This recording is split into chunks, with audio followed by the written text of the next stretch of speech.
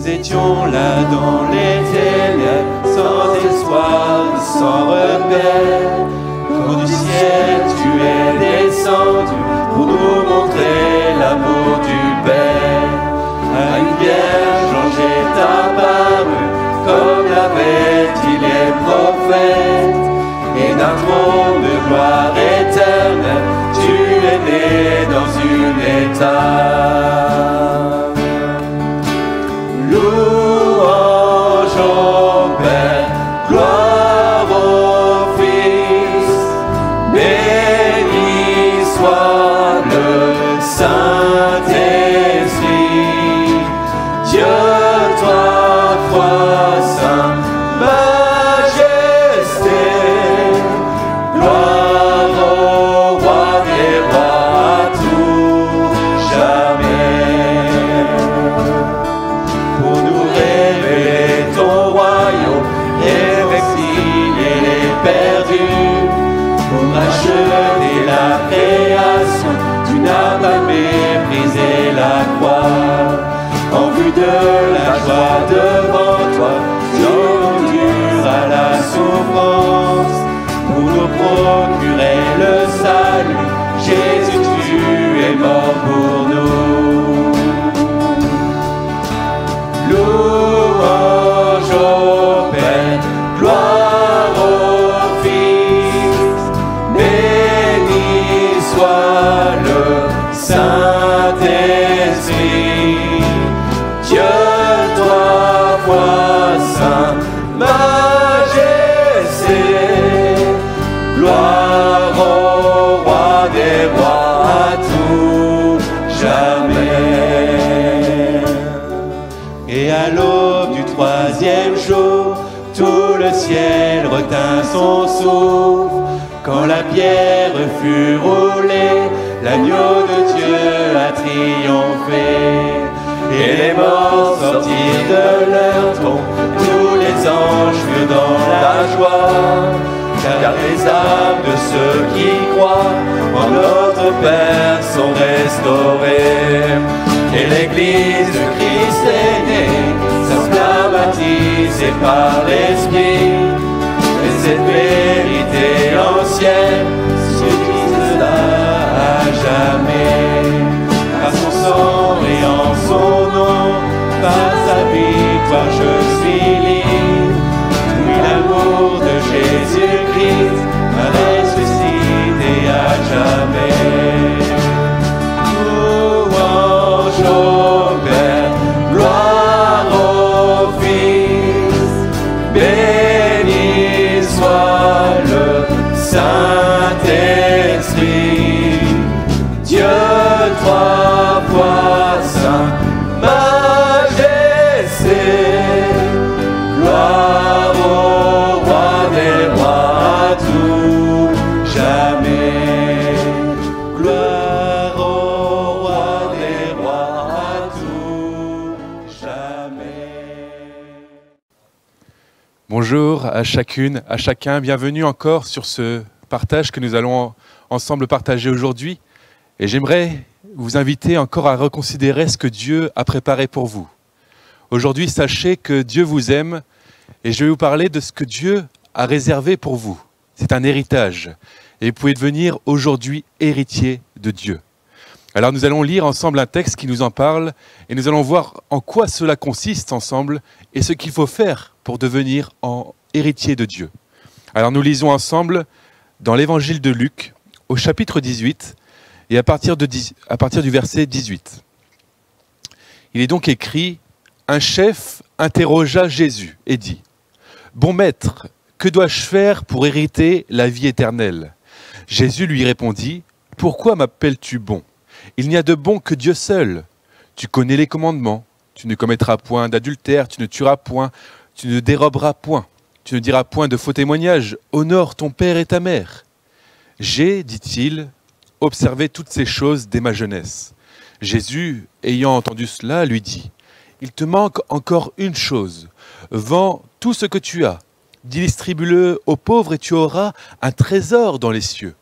Puis, viens et suis-moi. Lorsqu'il entendit ces paroles, il devint tout triste, car il était très riche. Jésus, voyant qu'il était devenu tout triste, dit qu'il est difficile à ceux qui ont des richesses d'entrer dans le royaume de Dieu. Car il est plus facile à un chameau de passer par le trou d'une aiguille qu'à un riche d'entrer dans le royaume de Dieu. Ceux qui l'écoutaient dirent « Et qui peut être sauvé ?» Jésus répondit « Ce qui est impossible aux hommes est possible à Dieu. Amen. » Ce texte nous rapporte donc là une rencontre importante pour un homme. C'est celle avec Jésus. Et vous aussi, aujourd'hui, vous pouvez rencontrer Jésus. Mais vous voyez que cet homme, ce n'était pas n'importe qui. Il nous est présenté ici, dans la parole de Dieu, comme un chef.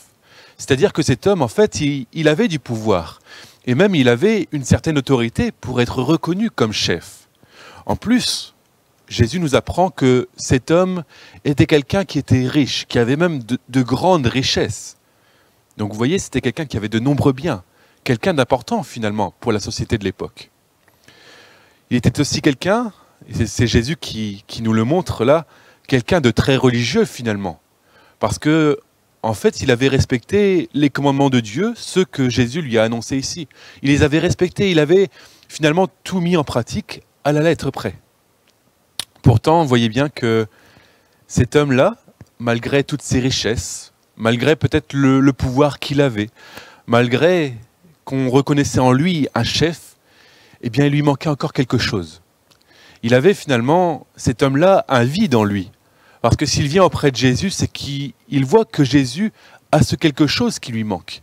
Il voyait bien qu'il n'avait pas encore hérité la vie éternelle, sinon il ne poserait pas cette question. Mais pourtant, il voit en Jésus ce quelque chose qui lui manque. Parce qu'en lui, il y avait vraiment un vide, finalement, que les richesses n'avaient pas pu combler, que même le pouvoir, que l'estime que les autres lui donnaient, n'avait pas comblé non plus. Rien sur terre n'avait pu combler cet homme. Même si finalement il avait tout ce qu'il voulait. Il disait quelque chose, il l'avait. Mais rien de ce qu'il ne trouvait sur terre ne l'avait comblé. Cet homme, en fait, avait soif de quelque chose de plus grand, soif de plus. Il avait soif d'une richesse qu'il n'avait pas encore trouvée. Une richesse bien plus grande encore, qu'on ne peut pas trouver non plus, nous, parmi les hommes. Mais il avait soif de cette richesse que Jésus pouvait lui donner. Cette richesse qui vient d'en haut. C'est pour cela finalement qu'il va poser cette question à Jésus en disant « Mais que dois-je faire pour hériter la vie éternelle ? Que dois-je faire pour hériter la vie éternelle ?» Vous voyez bien que cet héritage-là, ce n'est pas n'importe quel héritage. C'est l'héritage que nous laisse celui qui est le roi des rois, Jésus. Cet héritage que Jésus nous laisse, c'est un héritage qui est un royaume, et c'est le royaume céleste qu'il nous laisse.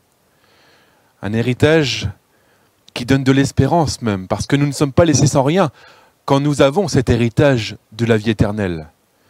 C'est vrai que des héritiers sur terre, parfois, se retrouvent avec pas grand-chose comme héritage que leur laissent finalement ceux qui les ont précédés. Certains vont se retrouver avec rien du tout même, et d'autres vont même se retrouver avec des dettes à payer.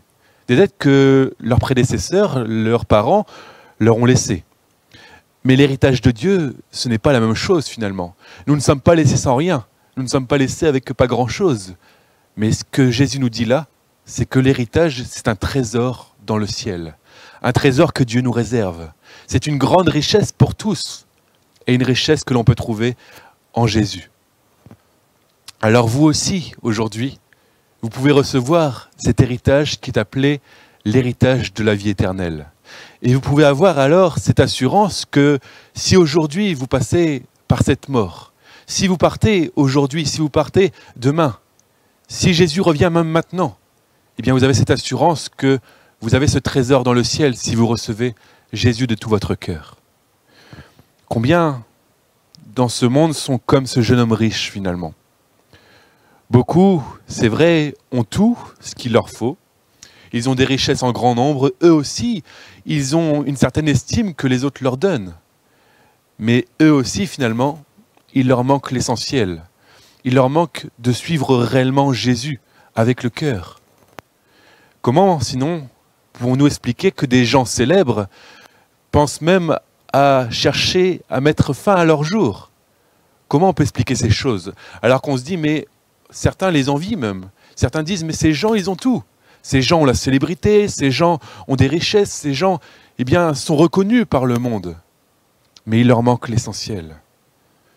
Alors, ils n'ont rien trouvé, ces gens-là, pour combler réellement leur cœur. Et alors, certains vont même aller chercher à mettre fin à leur jour. Mais pourtant, l'héritage de la vie éternelle, eh bien, est disponible pour tous aujourd'hui. C'est vrai, il était disponible pour ce jeune homme riche dans ce temps-là, mais il est disponible pour chacun d'entre nous, qui que l'on soit, riche mais aussi pauvre, reconnu par les autres mais aussi inconnu par tout le monde. Cet héritage, il est pour tous aujourd'hui.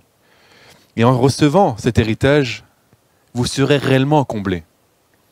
Seul Dieu, finalement, peut combler ce vide qui est en vous. C'est le seul qui peut faire cela.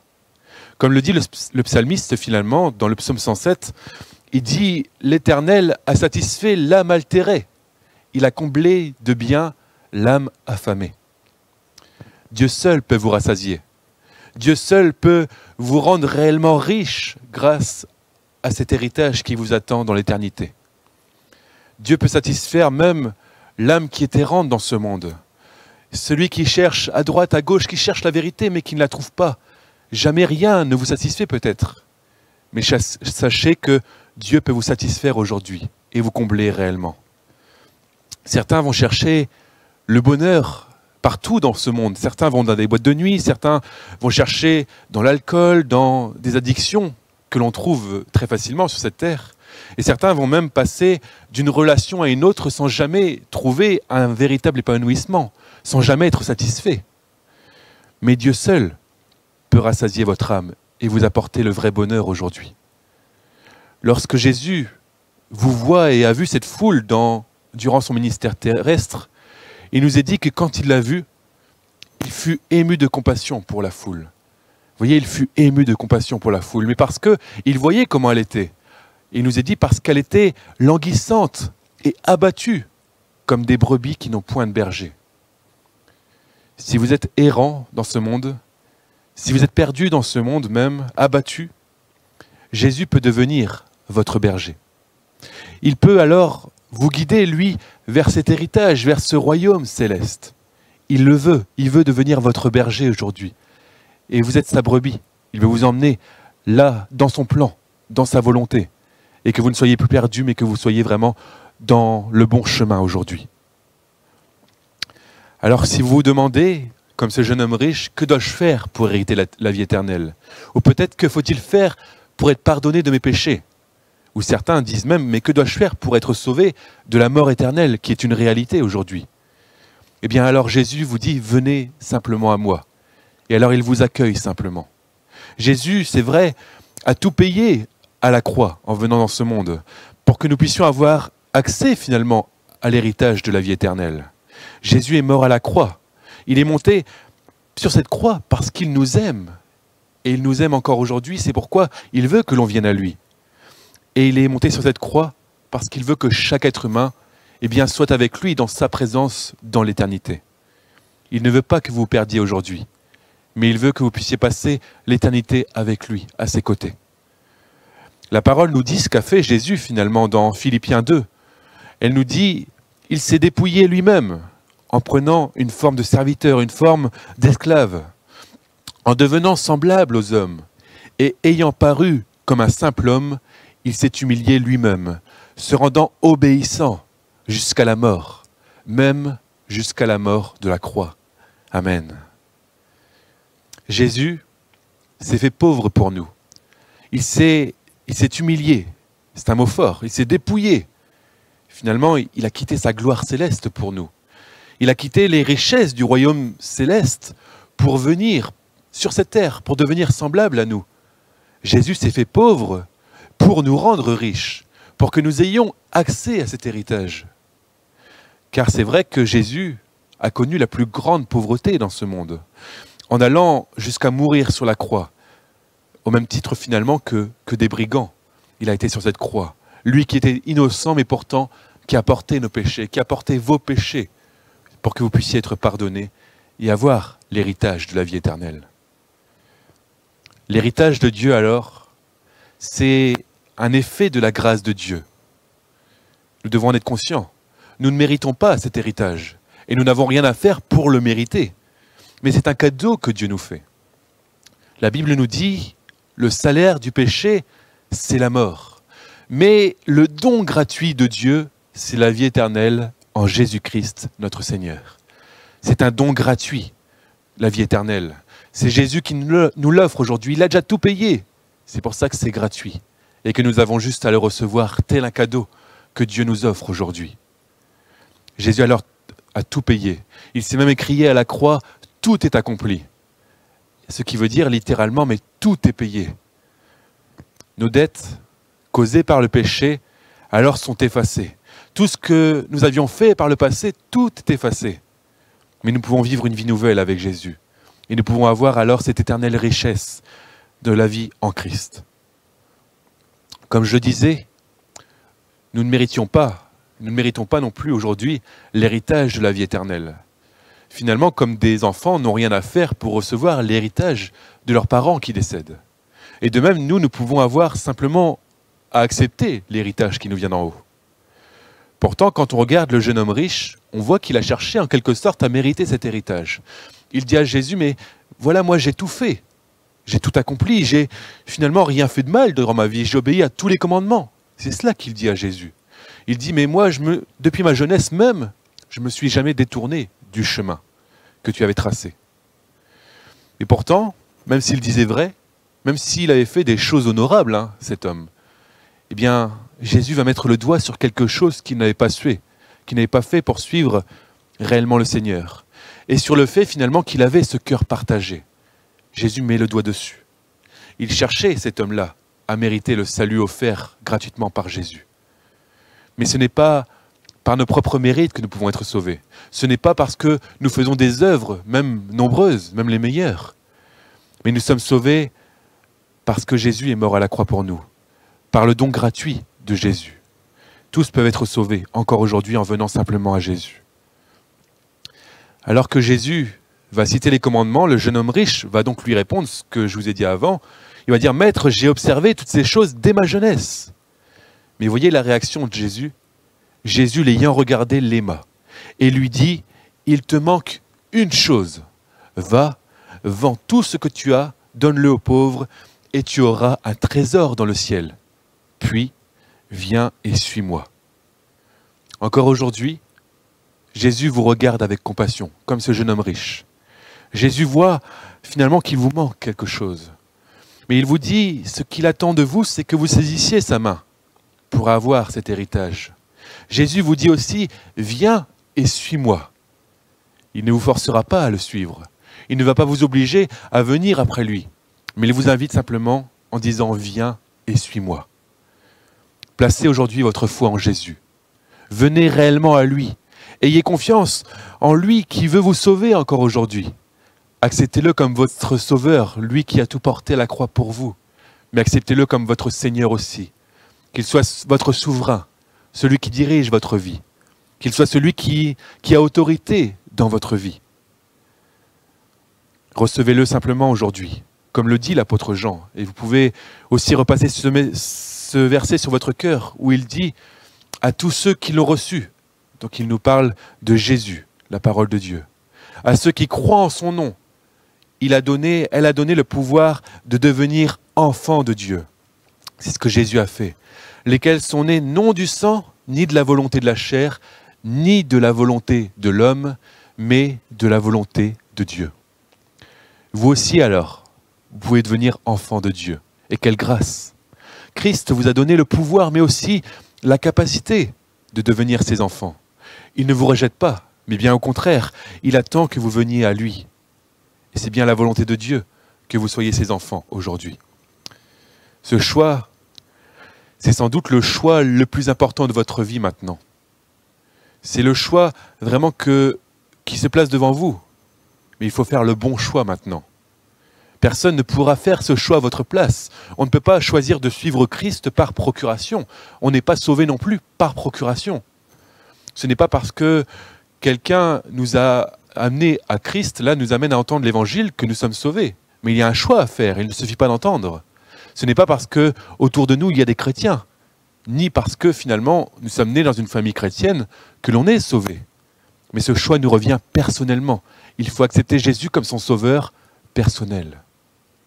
Ce qui sauve réellement, c'est de placer une pleine confiance en Christ, dans son sacrifice, mais aussi de se repentir de ses péchés, en les confessant à Christ, en les abandonnant et en suivant pleinement Jésus, dans ce pardon qu'il nous accorde encore aujourd'hui. C'est bien ce qu'a écrit l'apôtre Paul à l'église de Rome, où il va dire « Si nous sommes enfants, nous sommes aussi héritiers, héritiers de Dieu et co-héritiers de Christ, si toutefois nous souffrons avec lui, afin d'être glorifiés avec lui. » Christ vous a donné le pouvoir de devenir enfant de Dieu, et par conséquent, de devenir aussi héritier du royaume céleste, du royaume éternel de Dieu, et co-héritier de celui qui est le Fils de Dieu. Notons une chose aussi, c'est que ce verset nous montre que ce choix nous appelle à renoncer à certaines choses. Il suffit de regarder à nouveau là ce jeune homme riche. Il avait, c'est vrai, des richesses considérables. Jésus lui promettait même un trésor dans le ciel, mais il y avait une condition. Il fallait qu'il soit prêt et qu'il se sépare même de ses richesses. Alors Jésus nous montre que le problème, ce n'est pas les richesses en soi. Il n'y a rien de mal à avoir des richesses. Mais le problème, c'est que ce jeune homme riche avait son cœur attaché à ses richesses. Le problème là, c'est que, il ne pouvait pas suivre le Seigneur avec un cœur entier, ce jeune homme riche, parce que son cœur était attaché à ce qu'il possédait. De même, on doit se séparer des choses auxquelles notre cœur est encore attaché et qui ne nous permet pas finalement de suivre Christ pleinement. On ne peut pas suivre le Seigneur à moitié, ni avec un cœur partagé. Mais ce que Dieu attend de nous, c'est un cœur entier pour lui, encore aujourd'hui. Le prophète Osée va parler à propos du peuple qui avait encore des idoles, c'est-à-dire des choses là qui prenaient la place de Dieu dans leur cœur. Et même il donnait de l'adoration à ces choses-là. Mais alors, le prophète Osée va nous dire « Leur cœur est partagé. » Et la conséquence, c'est qu'ils vont emporter la peine. Mais le Seigneur, l'Éternel, renversera leurs autels et détruira leurs statues. Celui alors qui a un cœur partagé encore aujourd'hui emportera la peine, en subira les conséquences. Quelles que soient les choses auxquelles notre cœur est attaché aujourd'hui, votre cœur est attaché aujourd'hui dans ce monde, et qui vous empêche de venir au Seigneur, eh bien soyez prêts à vous en séparer aujourd'hui. Que vous ne soyez pas finalement retenus par ce monde, mais que vous puissiez venir librement au Seigneur. Et alors, vous aurez ce trésor dans le ciel, ce trésor que le Seigneur vous a préparé dans le ciel. Une chose est sûre, quand on meurt sur cette terre, eh bien on n'emporte rien avec nous dans le ciel. On n'emporte rien finalement dans l'éternité avec nous. Et si même on a accumulé beaucoup de choses, amassées sur cette terre de grandes richesses, eh bien à notre mort, elles resteront sur cette terre.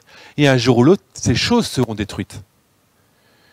C'est pourquoi aujourd'hui, comme le dit l'apôtre Paul dans Colossiens 3, au verset 2, « Attachez-vous aux choses d'en haut, à ce trésor dans le ciel, au Seigneur aujourd'hui, et ne vous attachez pas à celles qui sont sur la terre. » Alors maintenant, le choix vous revient.